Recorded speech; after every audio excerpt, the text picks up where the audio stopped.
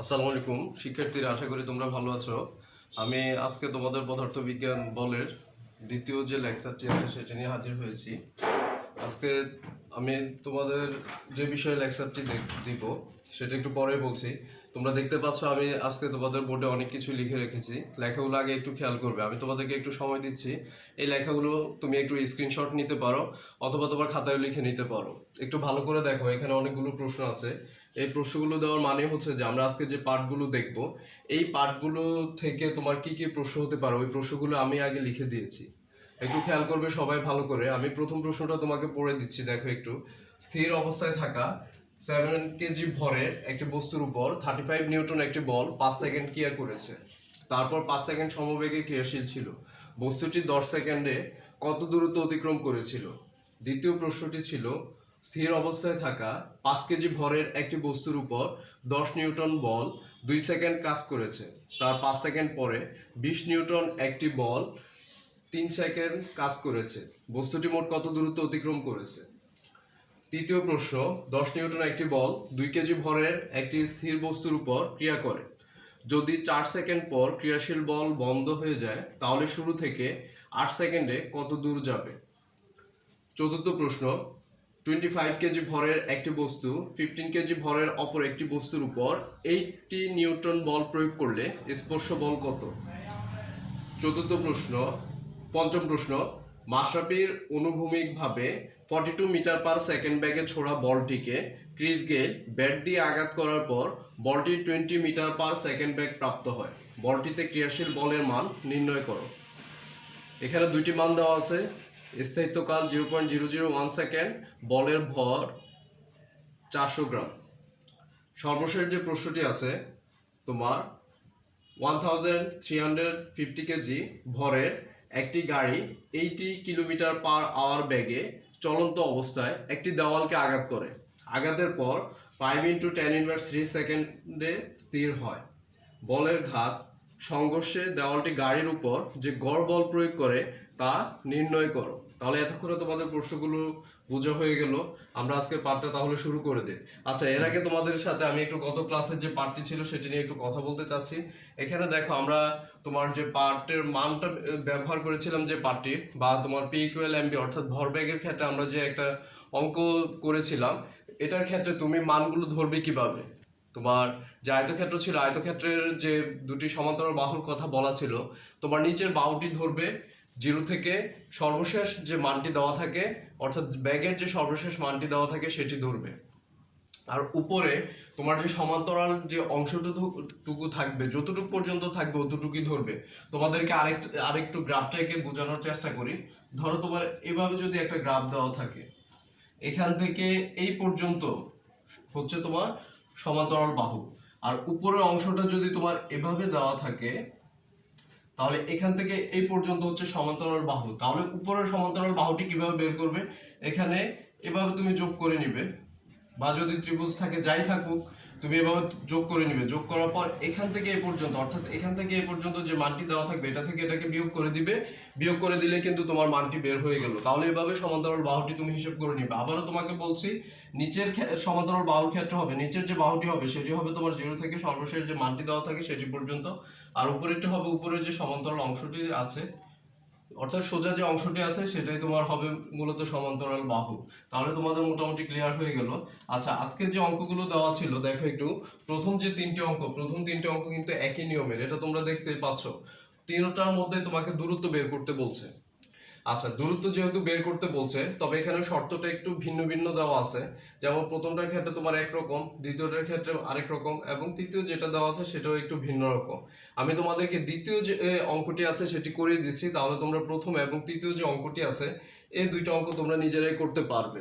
লেখাগুলো একটু খেয়াল করবে ভালো করে, দেখতেই পাচ্ছ তোমার লেখাগুলো অতটা সুন্দর না, কি করবো এখন, যাই হোক এখন তো আর পরিবর্তন করার কোনো ব্যবস্থা নেই। আচ্ছা, চলে আসো তাহলে আমরা অঙ্ক করা শুরু করে দিই। প্রথমে আমরা এই দ্বিতীয় অঙ্কটি করব। অঙ্কটা করার ক্ষেত্রে বা এখানে তোমাকে যে দূরত্ব অতিক্রম করতে বলে, তুমি প্রশ্নটাকে ভালো করে খেয়াল করবে। যেমন দ্বিতীয় যে প্রশ্নটি আছে এটি যদি তুমি ভালো করে খেয়াল করো, স্থির অবস্থায় থাকা 5 কেজি ভরের একটি বস্তুর উপর 10 নিউটন বল। তাহলে 5 কেজি ভরের উপর বস্তুটির উপর 10 নিউটন বল 2 সেকেন্ড পর্যন্ত ক্রিয়াশীল ছিল। তার 5 সেকেন্ড পরে তার মানে এই যে 5 সেকেন্ড দেখতে পাচ্ছ, এই 5 সেকেন্ডের পরে, আগে না কিন্তু পরে 20 নিউটন একটি বল 3 সেকেন্ড কাজ করেছে। তাহলে এই 20 নিউটন বলটি কাজ করে 3 সেকেন্ড জুড়ে। তার মানে এই 5 সেকেন্ড যেটি দেখতে পাচ্ছ এই মুহূর্তে কিন্তু তোমার কোনো বল ছিল না। তাহলে যখন তোমার বল থাকবে না তখন কিন্তু ত্বরণও থাকবে না। আর ত্বরণ যদি না থাকে তাহলে তখন বেগটা হয় কিন্তু সমবেগ। তাহলে এই 5 সেকেন্ডের জন্য তুমি হিসাব করবে সমবেগকে। আমার কথাটা অবশ্যই বুঝতে পারছো। তোমাকে একটু দেখাই, দেখো, যদি যেখানে তোমার এফ এর একটা মান থাকবে সেখানে এর একটা মান থাকবে, আর যদি যেখানে তোমার এফ ইকুয়াল 0 হবে তাহলে সেখানে এ ইকুয়াল 0 হবে। বুঝতে পারছো তো? এফ এর যদি কোনো মান থাকে তাহলে এর মান থাকবে, অর্থাৎ তোমার বল প্রয়োগ করলে মূলত ত্বরণের সৃষ্টি হবে। আর যদি তোমার এফ ইকুয়াল 0 হয়, অর্থাৎ যেখানে তোমার বল থাকবে না সেখানে ত্বরণও থাকবে না, তাহলে সেক্ষেত্রে আমরা সমবেগ হিসেব করব। আচ্ছা, তাহলে এবার তুমি একটু দেখো, আমরা যদি এই অঙ্কটার ক্ষেত্রে একটা রেখার কথা চিন্তা করি তাহলে তুমি দেখো রেখাটি কি কেমন হবে। আমি একটু নিচে লিখছি। এই প্রশ্নগুলো আগে লেখার অর্থ হচ্ছে যে যাতে আমাদের পার্টগুলো পার্ট বাই পার্ট আমরা অঙ্কগুলো করে ফেলতে পারি, সেজন্য প্রশ্নগুলো আগে লিখে ফেলছি আমি। আর পার্টগুলোর সাথে প্রশ্নগুলোর সামঞ্জস্যতা আছে, পার্টগুলোর সাথে অঙ্কগুলো করে ফেললে তোমার কিন্তু ভালো হয়। তোমরা যারা পদার্থবিজ্ঞানটাকে খুব বেশি ভয় করো তারা কিন্তু তোমার পার্ট বাই পার্ট যখন পড়বে তখন সাথে সাথে যদি অঙ্কগুলো করে ফেলো বা যে প্রশ্নগুলো হতে পারে সেগুলো যদি সলিউশন করে ফেলো, আমার মনে হয় যে তোমার আর পদার্থবিজ্ঞানের সমস্যা থাকার কথা না। চলে আসো, আমরা আগে একটা সরলরেখা আঁকার চেষ্টা করব। দেখো, আমি এখানে একটা সরলরেখা আঁকলাম। এখানে যেহেতু তোমার 3টা সময় দেওয়া আছে তাহলে এই সরলরেখাটাকে আমরা 3টা ভাগে ভাগ করে নিব। তোমাকে এখানে বলা আছে, দেখো, প্রথম 2 সেকেন্ড কাজ করে, তাহলে ধরো তোমার প্রথম 2 সেকেন্ড হচ্ছে এটা, এটা হচ্ছে 2 সেকেন্ড। পরবর্তী হচ্ছে 5 সেকেন্ড, তাহলে ধরো তোমার 5 সেকেন্ড হচ্ছে এটা। তার পরবর্তী আবার কয় সেকেন্ডের কথা বলো, 3 সেকেন্ডের কথা বলো, তাহলে 3 সেকেন্ড হচ্ছে এখানে। কষ্ট হলে একটু খেয়াল করো লেখাগুলি। আচ্ছা, এখন তোমার প্রথম যে 2 সেকেন্ড, 2 সেকেন্ড কিন্তু তোমার বল ছিল 10 নিউটন বল ছিল, তার মানে যেহেতু বল ছিল কার্যকর তাহলে এখানে ত্বরণ ছিল। তারপরে 5 সেকেন্ড, 5 সেকেন্ডে বলের কোনো কথা উল্লেখই নাই, তাহলে এখানে সমবেগ ছিল ভি। তারপরে যে 3 সেকেন্ড, 3 সেকেন্ডে তোমার কিন্তু বল কার্যকর ছিল, তাহলে এখানেও কিন্তু তোমার ত্বরণ ছিল, ত্বরণটা কার্যকর ছিল। আচ্ছা, এখন তুমি একটু খেয়াল করো, যখন তোমার কোথাও ত্বরণ কার্যকর হয়ে যায় তাহলে এই ক্ষেত্রে আমরা যে সূত্রটি ব্যবহার করি সেটি হচ্ছে, দেখো, অতিক্রান্ত দূরত্বের যে সূত্র দেওয়া আছে সেটা ব্যবহার করব আমরা, s = ut + ½ at²। আরেকটা বিষয় হচ্ছে যে তুমি যদি পদার্থবিজ্ঞানের সূত্রগুলো প্রয়োগগুলো ভালো জানো তাহলে তোমার অঙ্ক কিন্তু অনেক সহজে হয়ে যাবে। এগুলো আসলে সহজ পদ্ধতি। আমরা যখন সৃজনশীল দেখবো তখন আরো ভালো বুঝতে পারবে এখানে কিভাবে প্রয়োগ হয়েছিল। আচ্ছা, আর আরেকটা শর্ত ছিল এখানে, সেই শর্তটা ছিল 5 সেকেন্ডের ক্ষেত্রে এখানে তোমার কোনো ধরনের বল ছিল না। বল না থাকার কারণে এখানে হবে সমবেগ। সমবেগের ক্ষেত্রে অতিক্রান্ত দূরত্বের সূত্র হয় s = vt। তাহলে আমরা মূলত এই দুটি সূত্রের সাহায্যে এই 3 বা 1 2 3 এই 3টা অঙ্ক করতে পারবো। শর্তগুলো তোমাকে একটু খেয়াল করতে হবে। আচ্ছা, যাই হোক, আমি সূত্রগুলো মুছে দিচ্ছি। এই দুইটি সূত্রের সাহায্যে আমরা কি করবো, এই অঙ্কটাকে এখন করে ফেলবো। আচ্ছা, দেখো, তো এখানে তোমাকে প্রথমে যে কাজটা করতে হবে সেটা হচ্ছে যে আমরা 2 সেকেন্ডের জন্য যদি অতিক্রান্ত দূরত্বটা বের করি তাহলে তুমি দেখো এখানে কি কি মান লাগছে তোমার। s = ut + ½ at² আমরা লিখবো এখানে, তার কারণ হচ্ছে যে এখানে ত্বরণটা কার্যকর ছিল। তো তুমি যেহেতু এই সূত্রটি লিখবে এখানে তোমাকে শুরুতে খেয়াল করতে হবে কি কি মান দেওয়া আছে, তোমার কি মান লাগবে। আচ্ছা, এখানে আমাদের সময় দেওয়া ছিল, সময়ের সাথে আর কি দেওয়া ছিল বলো, ত্বরণ কিন্তু দেওয়া নেই। আর তোমাকে বলছে বস্তুটি স্থির, ইউর মান দেওয়া ছিল, ইউর মান দেওয়া আছে 0। তাহলে ত্বরণ যেহেতু দেওয়া নেই ত্বরণটি আগে বের করতে হবে। তো ত্বরণ বের করার ক্ষেত্রে আমরা যে সূত্রটি ব্যবহার করব, নিউটনের গতির দ্বিতীয় সূত্র থেকে যেটা পেয়েছিলাম সমীকরণটি, সেটাই ব্যবহার করব। আমি একবারে লিখে ফেলছি a = F/m। আর এখানে মানগুলো পাশে লিখে দিচ্ছি, দেখো। আচ্ছা, মানগুলো একটু খেয়াল করবে। এখানে তোমার প্রথম ক্ষেত্রে অর্থাৎ 2 সেকেন্ডের জন্য বল কতটুকু ছিল খেয়াল করে কিন্তু বসাতে হবে, 10 নিউটন ছিল। তাহলে এখানে লিখলাম আমি 10 নিউটন। আর তোমার এখানে 2 সেকেন্ডের জন্য ভর অর্থাৎ বস্তুর ভর কত ছিল, 5 কেজি ছিল, তাহলে এই লিখলাম 5 কেজি। তো এখানে তুমি মান বসাও, একক সহ লিখবে 10 নিউটন, আর নিচে হচ্ছে তোমার কত, 5 কেজি। একটু খেয়াল করো ভালো করে, উপরে 10 নিউটন, নিচে হচ্ছে 5 কেজি। তাহলে তোমার এখানে ত্বরণটা কত চলে আসে, 2 মিটার/সেকেন্ড² চলে আসে। তুমি যেহেতু এখন এর মান পেয়ে গেছো তাহলে তুমি টোটালি সূত্রটা এখন বসাতে পারবে। s = বা এটাকে s1 ধরে নিলাম আমরা, ut1 + ½ at1²। ঠিক আছে, তো সূত্রটা লেখা। হ্যাঁ, এবার তুমি একটু খেয়াল করো, u যেহেতু 0 স্থির অবস্থা তাহলে এটা টোটালি 0 লিখে ফেললি।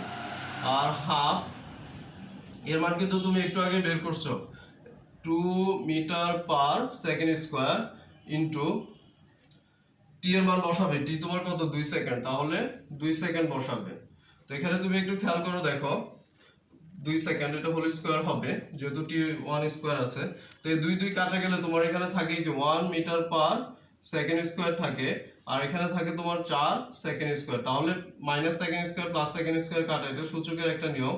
তোমার এখানে হয় 4 মিটার। তাহলে তুমি এখানে দেখো S1 কত বের করেছো, 4 মিটার বের করেছো। আচ্ছা, এরপরে খেয়াল করো তোমার এরপরে কাজটা কি, সমবেগ।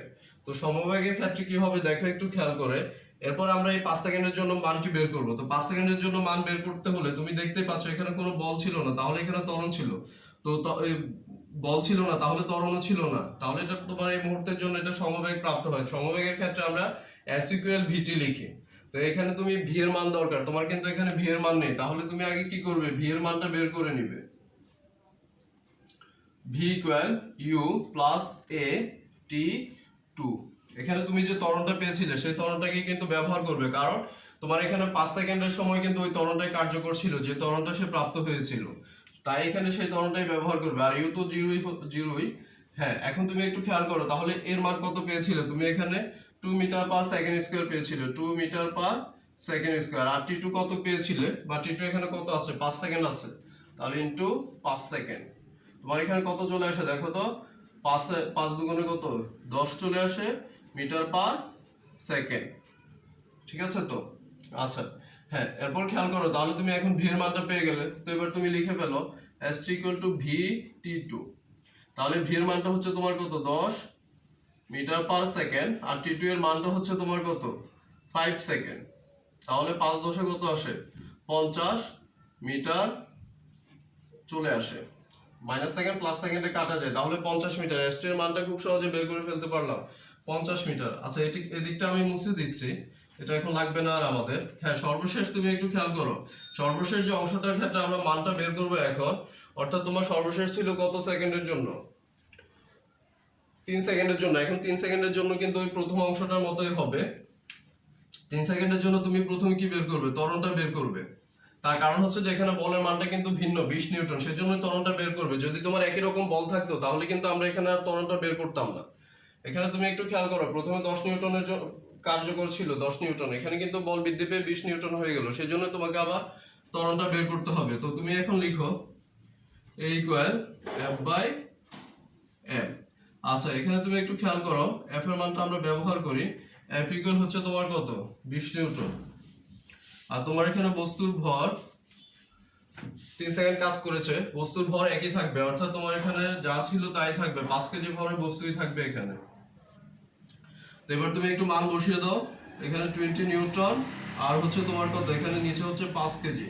তাহলে তোমার এখানে ত্বরণের মানটা কত চলে আসে, একটু খেয়াল করে দেখো তো, 4 5 20 চলে আসে মিটার পার সেকেন্ড স্কয়ার। বলের একক হচ্ছে নিউটন, আর ভর একক হচ্ছে কেজি। এটা দিয়ে এটা ভাগ করলে মিটার পার সেকেন্ড স্কয়ার আসবে। আবার যদি আমরা ত্বরণের এককের সাথে ভর একক গুণ করি তাহলে নিউটন আসবে। নিউটনটাকে তুমি যদি কেজি দ্বারা ভাগ করো তাহলে ত্বরণের একক পাবে, নিউটনটাকে যদি ত্বরণ একক দ্বারা ভাগ করো তাহলে কেজি পাবে। আর যদি ত্বরণ এককের সাথে ভর এককটাকে গুণ করো তাহলে তোমার এখানে বলের এককটা চলে আসবে। এগুলো একটু খেয়াল করবে, এগুলো একদম সহজ একটা জিনিস। তাহলে ত্বরণের মানটা আমরা কত পেলাম, 4 মিটার পার সেকেন্ড স্কয়ার পেলাম। আচ্ছা, এখন তুমি একটু খেয়াল করে দেখো তো, আমাদের যেহেতু ত্বরণটা পেয়ে গেছি, তাহলে আমরা এখন দূরত্বটা বের করতে পারবো। তার মানে কি, S3 equal u T3 plus half a T3 square. আমরা এটাকে T3 ধরে নিলাম, 3 সেকেন্ডটাকে, এটা 0 আসবে, আদিবেগ 0 প্লাস হাফ। তোমার এখানে ত্বরণটা কত চলে আসলো, 4 মিটার পার সেকেন্ড স্কয়ার চলে আসলো। আচ্ছা, তারপরে তুমি এখানে দেখো তো একটু, T3 তোমার কত দেওয়া আছে, 3 সেকেন্ড দেওয়া আছে, তাহলে 3 সেকেন্ড হোল স্কয়ার। এবার তুমি একটু খেয়াল করো, তোমরা অবশ্যই কি করবে, পদার্থবিজ্ঞান করতে গেলে অবশ্যই তোমাকে খাতা কলম বই, তার সাথে নতুন আরেকটা সঙ্গী এখন নিতে হবে, সেটা হচ্ছে ক্যালকুলেটর লাগবে। এই হিসাবগুলো তো অবশ্যই ক্যালকুলেটর লাগছে না, এর থেকে জটিল হিসেবে গেলে ক্যালকুলেটরটা লাগতে পারে। 9 সেকেন্ড স্কয়ার। হ্যাঁ, একটু খেয়াল করবে, দেখো তাহলে 9 দুগুণে কত হয়, 18 মিটার।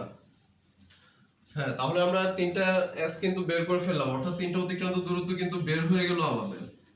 তাহলে টোটালি এখন আমরা যদি দূরত্বটা বের করি, অর্থাৎ আমরা যদি মোট অতিক্রান্ত দূরত্ব বের করতে যাই বা মোট দূরত্ব বের করতে যাই, S ইকুয়াল 3টা যোগ করে দিলেই হবে, S1 plus S2 plus S3। তাহলে দেখো তো এখানে তোমার কত হয়, S1 কত পেয়েছো তুমি, S1 হচ্ছে তোমার কত 4 মিটার, প্লাস S2 হচ্ছে কত তোমার 50 মিটার, আর তারপর হচ্ছে তোমার কত 18 মিটার।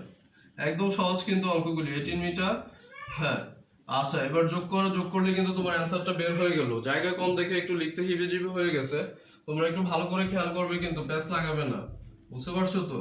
আচ্ছা, তাহলে এভাবে যদি তুমি ভাগ করে নাও, অঙ্কগুলো কিন্তু খুবই সহজ বা সহজে করে ফেলতে পারবে এভাবে ভাগ করে নিলে। বাকি দুইটা বলে দিচ্ছি আমি। স্থির অবস্থায় থাকা 7 কেজি ভরের একটি বস্তুর উপর 35 নিউটন একটি বল 5 সেকেন্ড ক্রিয়া করেছে। তাহলে তুমি একটু খেয়াল করো, প্রথম 5 সেকেন্ডে 35 নিউটন ছিল, তারপর 5 সেকেন্ড সমবেগে ক্রিয়াশীল ছিল। তাহলে প্রথমে তার মাঝে বল ছিল, তারপরে আর বল ছিল না, ত্বরণও ছিল না, যার কারণে সেটা সমবেগ প্রাপ্ত হয়। প্রথমে তুমি যে সূত্র বের করবে সেটা হচ্ছে S = UT + ½ AT² বের করবে, তারপরে S = BT বের করবে। ঠিক আছে তো? বস্তুটি 10 সেকেন্ডে কত দূরত্ব, 10 সেকেন্ড বলতে 5 আর 5 এর হিসাব, টোটালি 10। এরপরে যেটা দেওয়া আছে দেখো, 10 নিউটন একটি বল 2 কেজি ভরের একটি স্থির বস্তুর উপর ক্রিয়া করে। আচ্ছা, এখন তোমার এখানে 10 নিউটন 2 কেজি ভরের একটি স্থির বস্তুর উপর ক্রিয়া করে, যদি 4 সেকেন্ড পর ক্রিয়াশীল বল বন্ধ হয়ে যায়, তাহলে শুরু থেকে 8 সেকেন্ড, শুরু থেকে 8 সেকেন্ড মানে কি, 10 নিউটন যখন কার্যকর ছিল তখন তোমার কি ছিল, ত্বরণ ছিল। তাহলে এটার ক্ষেত্রে S = UT + ½ AT² হবে।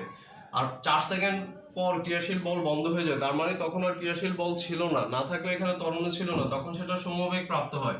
তাহলে এখান থেকে তোমাকে সমবেগটা বের করে নিতে হবে। এই হচ্ছে টোটালি তোমার 8 সেকেন্ড। ক্লিয়ার তো বিষয়টি? তাহলে এই ছিল তোমার এই অঙ্কগুলো। অঙ্কগুলো খুবই সহজ, কিন্তু তুমি আগে ভালো করে খেয়াল করতে হবে এখানে তোমাকে কি দেওয়া আছে, তোমাকে কি বের করতে বলছে। তোমরা কিন্তু অনেক ভয় পাও এগুলো, এগুলো ভেঙে ভেঙে যদি চিন্তা করো তাহলে কিন্তু এত কঠিন না। তোমরা চিন্তাটা একসাথে করে ফেলে, একসাথে চিন্তা করার কোনো কিছু নাই। তুমি ভেঙে ভেঙে চিন্তা করবা। পদার্থবিজ্ঞান মানে একদম কঠিন কিছু কথা না, কিন্তু তুমি যে কঠিন কতগুলো ভাষা ব্যবহার করবে এটা মানে কিন্তু পদার্থবিজ্ঞান না। পদার্থবিজ্ঞান কিন্তু খুবই সহজ, বুঝতে পারছো তো আমার কথাটা? আচ্ছা, এবার তুমি একটু খেয়াল করো, তাহলে আমরা এবার পাঠে চলে যাই। আজকের পাঠ আমাকে আবার একটু তোমার স্পর্শ বল সম্পর্কে তোমাকে বলতে হচ্ছে, কারণ এখানে একটা স্পর্শ বলের সংজ্ঞা ছিল। স্পর্শ বল তো তোমাদের অবশ্যই মনে আছে, অর্থাৎ ক্রিয়াশীল বস্তু দুটি একে অপরের সংস্পর্শে আসলে যে বলটি কার্যকর হয় সেটাকে স্পর্শ বল বলে। তাহলে আমরা এখন আজকে এখান থেকে তোমার স্পর্শ বলের যে গাণিতিক সমস্যা হতে পারে সেটা একটু দেখে নিব। তার আগে আমাদেরকে একটু সমীকরণ বের করে নিতে হবে, অর্থাৎ স্পর্শ বলের সমীকরণটা কিভাবে হয় সেটা একটু দেখে নিতে হবে। খেয়াল করবে সবাই। ধরো তোমার এখানে আমি আগে একটা বস্তু চিন্তা করে নেই, একটা হচ্ছে M1 বস্তু, আর একটা হচ্ছে ধরো তোমার এখানে M2 বস্তু। দেখতে পাচ্ছ, একটা হচ্ছে মোটু আর একটা হচ্ছে পাতলু। আচ্ছা, এখন তোমার চলার মুহূর্তে, অর্থাৎ তারা একই দিকে গতিশীল ছিল, চলার মুহূর্তে ধরো যদি M1 বস্তু M2 বস্তুটিকে ধাক্কা দেয়, কি করলো, মোটু পাতলুকে ধাক্কা মারলো। আচ্ছা, ধাক্কা মারলে কি হবে এটা একটু পরেই টের পাবে, কিন্তু একে কি করলো, ধাক্কা দিল। কি বলে ধাক্কা দিলে, ধরে নেই F বলে ধাক্কা দিল, অর্থাৎ তার মাঝে মোট বল ছিলই কিন্তু F। আচ্ছা, M2 বস্তুটির এখন কি অবস্থা হবে, সে কিন্তু এখানে এক ধরনের বল প্রাপ্ত হয়ে যাবে, অর্থাৎ F2 বল প্রাপ্ত হবে ধাক্কা দেওয়ার কারণে। আবার সে কি করবে, একে কিন্তু তোমার ঠিক একই বলে সে একটা প্রতিক্রিয়া জানাবে, যেটা নিউটনের তৃতীয় সূত্র থেকে আমরা জানি। সূত্রটাতে একটু পরে যাচ্ছি আমি। হ্যাঁ, আর এখানে সে আরো একটা নতুন জিনিস প্রাপ্ত হবে, নতুন একটি উপাদান প্রাপ্ত হবে, সেটি হচ্ছে ত্বরণ। কেন ত্বরণ প্রাপ্ত হবে, ধাক্কা দেওয়ার কারণে সে কিন্তু গতিশীল হয়ে গেল, বুঝতে পারছো তো? আচ্ছা, এখন যদি আমরা দুইটাকে আলাদা করে দেখতে চাই, M1 এর ক্ষেত্রে দেখো তো তার মাঝে কি কি কার্যকর আছে। M1 এর ক্ষেত্রে তার মাঝে কার্যকর আছে F এবং F2, কারণ যে দ্বিতীয় বস্তুটি F2 বলে তাকে প্রতিক্রিয়া জানালো। আর দ্বিতীয় যে বস্তুটি আছে তার মাঝে কার্যকর কি কি আছে দেখো তো একটু। তার মাঝে কার্যকর হচ্ছে তোমার কি, এখানে তোমার তার মাঝে কার্যকর হচ্ছে F2 আছে, আর তার সাথে সে কি ত্বরণ প্রাপ্ত হলো, এই ত্বরণ কিন্তু প্রাপ্ত হয়ে গেল। গতিশীল হওয়ার কারণে কিন্তু সে ত্বরণ প্রাপ্ত হয়। এমন বস্তুটি কিন্তু ত্বরণ প্রাপ্ত হয় না, কারণ সে তাকে ধাক্কা দিয়ে সে নিজে দাঁড়িয়ে থাকে বা স্থির থাকে। আর সে কি করে, পাতলু হওয়ার কারণে সে দৌড়াইতে শুরু করে দেয় বা তার একটু তোমার দূরত্ব অতিক্রম করে ফেলে, এটাই হচ্ছে তার গতিশীলতা। এই ছিল তোমার বিষয়টি। আচ্ছা, চলে আসো এখান থেকে আমরা কিভাবে সমীকরণটা বের করতে পারি এবার দেখে নাও। এখানে তুমি যদি ধরো দ্বিতীয় যে সূত্রটি ছিল নিউটনের, সেখানে গাণিতিক যে টার্মটি ছিল সেটি যদি লিখো, তাহলে এরকম ছিল F = কি ছিল, ma ছিল। আচ্ছা, এখান থেকে ধরো আমরা যদি ত্বরণের মানটা বের করতে চাই, এর মানটা বের করতে চাই, তাহলে তোমার এখানে কি হবে, F/m হবে। আচ্ছা, এখানে কি তোমার কি ছিল বলো তো, একটা বস্তু ছিল এখানে, না দুইটা বস্তু ছিল, কিন্তু টোটালি বল কিন্তু F, মোট বল কিন্তু F। F বল ছিল প্রথমে, তার মাঝে সে ধাক্কা দেওয়ার কারণে এখন F2 এর উৎপত্তি ঘটলো।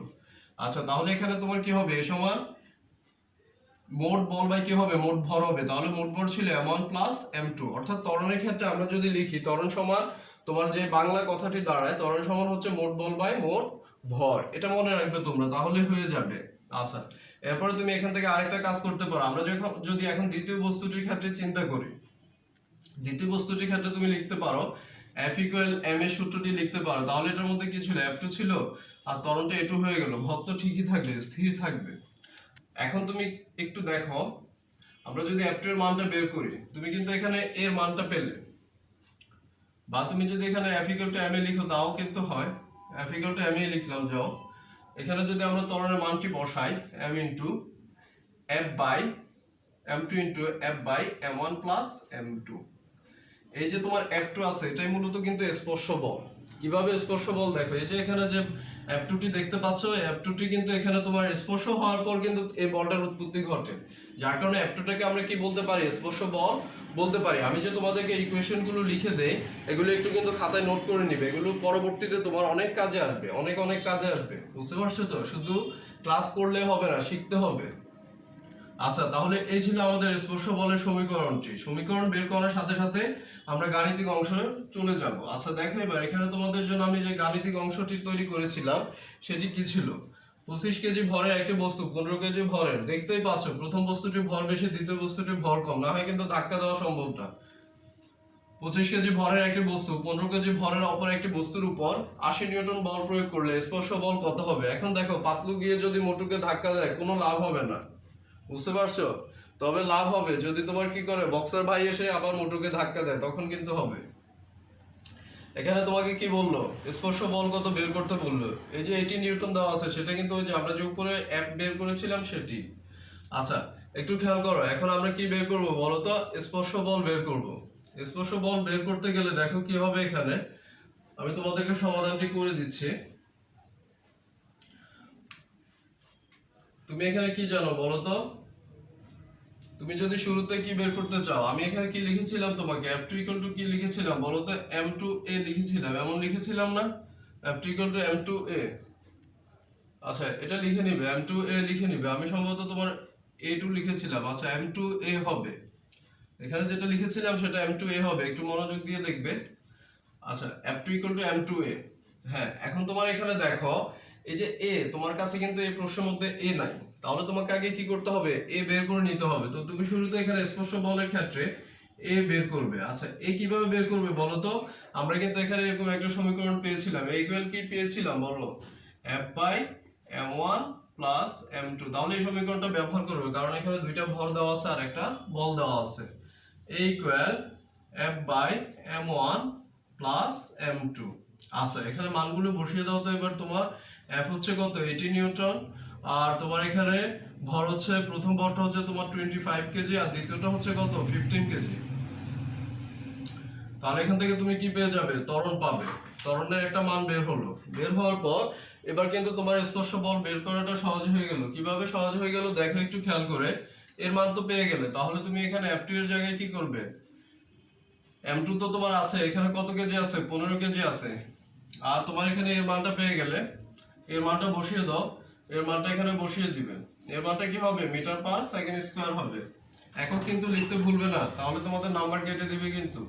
তাহলে এখানে F2 এর মানটা পেয়ে গেল, অর্থাৎ টোটালি স্পর্শ বলটা এবার বের হয়ে গেল। বুঝতে পারছো? আমি এখানে খালি রাখছি, তোমরা কিন্তু খালি রেখো না, তোমরা একটু মানগুলো বের করে ফেলো। ক্লাস এমনিতে অনেক দীর্ঘ হয়ে যায়, তোমরা হয়তো অনেকে এতক্ষণে ত্যক্ত হয়ে গেছো, সেজন্য একটু শর্ট করার চেষ্টা করতেছি। আচ্ছা, তারপরে এবার খেয়াল করো, তারপরে যে প্রশ্নটা দেওয়া আছে, প্রশ্নটা একটু ভালো করে দেখবে। মাশরাফির, আচ্ছা সর্বশেষ অংশটাতে যায়, বলটিতে ক্রিয়াশীল বলের মান নির্ণয় করো। ক্রিয়াশীল বলের মান নির্ণয় করতে বলছে, তার মানে কি এখানে বলো তো, এখানে আসলে তোমার এখানে যে অংশটি দেওয়া আছে এটা একবারে নতুন একটা পার্ট, অর্থাৎ ঘাত বল দেওয়া আছে। আমরা আগে ঘাত বল আর বলের ঘাতটা একটু খেয়াল করে নিই। শুরুতে ঘাত বল, এখানে উদাহরণের জন্য তোমার দরকার ছিল মোটু আর পাতলু, কিন্তু আনতে পারি নাই। বা ঘাত বল বা বলের ঘাত, আরেকটা পার্ট আছে বলের ঘাত। আচ্ছা, বলের ঘাতটা আগে একটু খেয়াল করো। বলের ঘাত হচ্ছে ঘাত, অর্থাৎ ক্রিয়া করার পর আর সময়ের একটা সম্পর্ক। তুমি বল প্রয়োগ করছো, তার সাথে সময় অতিক্রম হয়েছে, এটা হচ্ছে বলের ঘাত। আর ঘাত বল বলতে বোঝায় তোমার খুব বেশি বল যখন অল্প সময়ের জন্য কারো উপরে বা কোনো বস্তুর উপরে প্রয়োগ হয়ে থাকে সেটাকে ঘাত বল বলে। যেমন দেখো আমি এখানে খুব জোরে আঘাত করলাম, এটা ঘাত বল, যেটা অল্প সময়ের জন্য হবে এবং অধিক বল ক্রিয়া করবে। আমি যদি আস্তে আস্তে প্রয়োগ করি তাহলে এটা কিন্তু ভিন্ন রকম হবে। অর্থাৎ অল্প সময়ের জন্য যদি অতি দ্রুত প্রয়োগ করা হয়ে থাকে সেটা হচ্ছে ঘাত বল। যেখানে তোমার বল বেশি প্রয়োগ হবে সময়টা কম লাগবে। আচ্ছা, এবার চলে আসো আমরা সমীকরণে যাই। বলের ঘাতটাকে তোমার যে দ্বারা প্রকাশ করে এটা মনে রাখবে অবশ্যই। আচ্ছা, যে ইকুয়াল তোমার লেখা যায় কি এফটি লেখা যায়। কিভাবে লেখা যায় দেখো, বল ইনটু কি সময়, এখান থেকে তোমার লেখা যায়। আচ্ছা, এখন তুমি একটু খেয়াল করো, এখানে তোমাকে আরেকটা বিষয় সম্পর্কে একটু জানাতে হচ্ছে। সেটা হচ্ছে কি দেখো, এই যে তুমি লিখছো এটা দ্বারা কিন্তু আবার আরেকটা জিনিস বোঝায়, সেটা কিন্তু একটু পরে আসতেছে। অর্থাৎ এটাকে ভরবেগের পরিবর্তনও বোঝায় কিন্তু। আচ্ছা, আমরা যা ধীরে ধীরে আসবো এখানে। এফ ইকুয়াল টু তুমি কি জানো আবার এম এ, আর এখানে হচ্ছে কি টি। আচ্ছা, এই সমান তুমি আরেকটা সমীকরণ জানো ভি মাইনাস ইউ বাই টি, আর এখানে ইনটু টি। তাহলে দেখো এই টি টি কাটা গেলে তোমার কি আসে m v minus m u আসে। তাহলে টোটালি তোমার সম্পর্কটা কি দাঁড়ায় দেখো তো, ভরবেগের পরিবর্তন দাঁড়ায়, অর্থাৎ ডেল পি দাঁড়ায়। বুঝতে পারছো? এই যে m v minus m u লিখছো, কি চলে আসে ভরবেগের পরিবর্তন চলে আসে। M v minus m u হচ্ছে কি ভরবেগের পরিবর্তন। আচ্ছা, তারপর খেয়াল করো তো, এখন আমরা যদি সম্পূর্ণ সমীকরণটা লিখি তাহলে বলের ঘাত সমান সমান ভরবেগের পরিবর্তন। বুঝতে পারছো? এই সমীকরণটা কিন্তু লেখা যায় এখান থেকে। ক্লিয়ার বিষয়টি? আচ্ছা, তাহলে এই যদি হয় তোমার বিষয়টি, এবার চলে আসো আমরা একটু খেয়াল করে নিই এখান থেকে আমরা কি কি করতে পারি। সমীকরণগুলো অবশ্যই একটু ভালো করে লিখে নাও। এখান থেকে আমরা একটু কাজ করে নিই, সেটা হচ্ছে যে দেখো আমরা এখান থেকে তোমার ঢাল নির্ণয় করতে পারবো আর ক্ষেত্রফল নির্ণয় করতে পারবো। কিভাবে নির্ণয় করব দেখো, যদি তুমি ঢাল নির্ণয় করতে চাও তুমি অবশ্যই মনে রাখবে এখানে তোমার এক্স অক্ষ বরাবর হবে টি, ওয়াই অক্ষ বরাবর হবে জে, আর এখান থেকে থিটা, থিটাটা হচ্ছে মূলত ঢাল, এটা একটা মান দেওয়া থাকবে। তাহলে তোমার এখানে যেহেতু কি দেওয়া আছে ভূমি আর লম্ব দেওয়া আছে, তাহলে ট্যান থিটা সমান সূত্র হবে ট্যান থিটা সমান কি টেরা লম্বা ভূত লম্ব ভাই ভূমি, অর্থাৎ J by T. J by T হলে তোমার দেখো এখানে কি চলে আসে এফ চলে আসে, অর্থাৎ ধ্রুব বল চলে আসে। বলটা এখানে ধ্রুব কেন দেখো, থিটার একটা মান বের করলে কিন্তু এফ এর একটা নির্দিষ্ট মান চলে আসে, এই নির্দিষ্ট মানের কারণে এটাকে ধ্রুব ধরে নিতে পারি। এখন তুমি যদি ক্ষেত্রফল বের করো তাহলে এদিকে হবে কি এফ ওয়াই অক্ষ বরাবর আর এক্স অক্ষ বরাবর হবে কি টি। ক্ষেত্রফলটা কতটুকু জায়গা জুড়ে হবে, ধরো এতটুকু জায়গা জুড়ে হবে। তাহলে এখন তুমি কি বের করো বলো তো, ক্ষেত্রফল সমান কি দৈর্ঘ্য গুণ প্রস্থ। তাহলে দৈর্ঘ্য আর প্রস্থ কে আছে বলো তো, দৈর্ঘ্য বরাবর হচ্ছে এফ, প্রস্থ বরাবর হচ্ছে টি। তাহলে এফ টি দ্বারা এফ টি সমান কি লিখতে পারো, যে লিখতে পারো, অর্থাৎ তোমার কি লিখতে পারো বলের ঘাত লিখতে পারো। তাহলে এগুলো তোমার বহু নির্বাচনী প্রশ্নে আসবে, সেজন্য মূলত দেখানো। আচ্ছা, এখান থেকে তুমি কি বের করতে পারছো বলো তো, বলের ঘাত বের করে ফেলতে পারছো।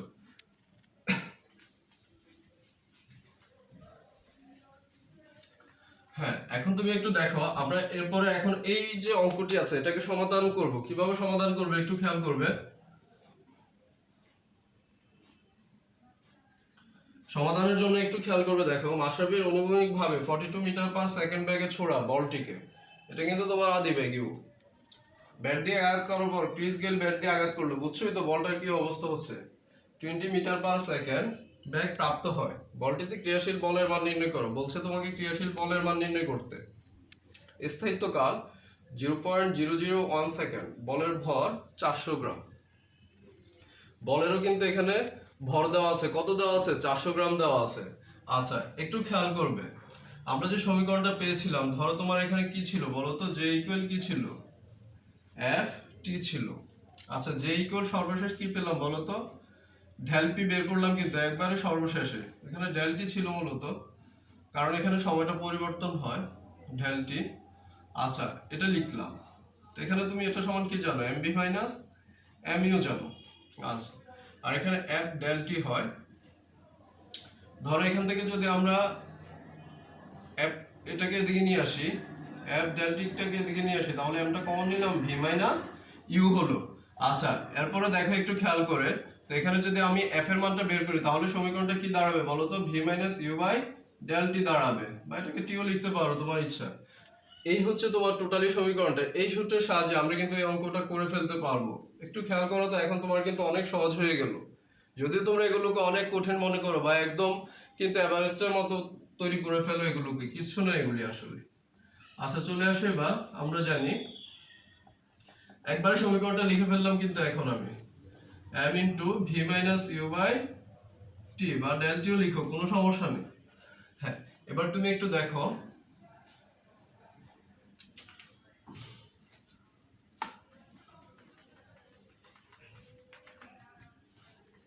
এখানে যেহেতু নির্দিষ্ট একটা মান দেওয়া আছে, এই জন্য আমি টি লিখলাম। ডেল টি হবে যখন তোমার দেখা যায় যে তোমার রকেটের ক্ষেত্রে অর্থাৎ মহাকাশ যানগুলোর ক্ষেত্রে কিন্তু ডেল টি লিখতে হয়, সময়ের পরিবর্তন হতে থাকে, সেজন্যই। হ্যাঁ, এবার তুমি একটু খেয়াল করো, তাহলে এম সমান কত দেওয়া আছে বলো তো? 400 গ্রাম দেওয়া আছে। 400 গ্রাম, এটাকে তুমি কেজিতে নিয়ে যাবে, বুঝতে পারছো তো? কারণ ওই যে এখানে এককের একটা বিষয় আছে, সেজন্য মানগুলো চেঞ্জ করে নিতে হবে। আচ্ছা, ভি ভি লিখবো আমি, আগে ইউটা লিখে নেই, 42 মিটার পার সেকেন্ড। তারপরে তোমার টি স্থায়িত্বকাল কত দেওয়া আছে? 0.00। এগুলো কিন্তু মাঝে মাঝে তোমার ওই যে tan ইনভার্স দিয়েও দেওয়া থাকে, এগুলো একটু খেয়াল করবে কিভাবে মানটা বসাবে। এটা যদি tan ইনভার্স দেওয়া থাকতো তাহলে tan ইনভার্স 3 হতো এই মানটা। হ্যাঁ, এখন তুমি একটু খেয়াল করো, আমি এখানে ভিটা লিখে নিই, কেন লিখে নাই এবার দেখো তুমি একটু। ধরো এটা একটা দেওয়াল, বা এটা একটি স্কেল ব্যাট দিয়ে বাড়ি দিল, এটা হচ্ছে ব্যাট। তো বলটি যখন আসলো তখন ইউ ব্যাগেই কিন্তু আসলো। কত ব্যাগ ছিল? ইউটা 42 মিটার পার সেকেন্ড ছিল। আবার সেটা তোমার কি হলো, কত ব্যাগে গেল? সেটা গেল তোমার, বল করেছিল 42 মিটার পার সেকেন্ড ব্যাগে, আর ক্রিস বাড়ি দিল 20 মিটার পার সেকেন্ড ব্যাগে। এখান থেকে যে কোনো একটা ব্যাগকে তুমি মাইনাস চিন্তা করতে পারো, যে কোনোটাকে মাইনাস চিন্তা করলে হবে, হয় এটাকে চিন্তা করবে বা এটাকে চিন্তা করবে, যে কোনো একটাকে চিন্তা করলে হয়ে যাবে তোমার অঙ্কটা। এটা নিয়ে কোনো দ্বিধা নেই, বুঝতে পারছো তো? তাহলে এবার এখানে মানগুলো বের করে ফেলো। ধরো আমি বিটাকে যদি নেগেটিভ ধরি তাহলে -20 মিটার পার সেকেন্ড, বুঝতে পারছো তো? যে কোনো একটাকে নেগেটিভ ধরলে হবে, ইউটাকেও ধরতে পারো তুমি, কোনো সমস্যা নেই। হ্যাঁ, তাহলে এই ছিল তোমার কি বলতো ক্রিয়াশীল বলের মান, অর্থাৎ ঘাত বল যেটা আমরা বের করি বা ক্রিয়াশীল বলের যে মানটা আছে সেটা নির্ণয় করার এই হচ্ছে সমীকরণটা। বুঝতে পারছো তো সবাই কিভাবে করে ফেললাম? আচ্ছা, এই ছিল তোমার বলের ঘাত থেকে অঙ্ক আসলে তুমি এভাবে দিবে। তোমাকে কিন্তু এই তথ্যগুলো যদিও তোমার দেখা যায় বইতে সরাসরি দেওয়া নেই, কিন্তু এগুলো থেকে মাঝে মাঝে সৃজনশীল প্রশ্ন আসে, তখন কিন্তু তোমাদের খুব খারাপ অবস্থা তৈরি হয়ে যায়। তো এমন ভাবে তোমাকে পড়তে হবে যাতে করে তোমাকে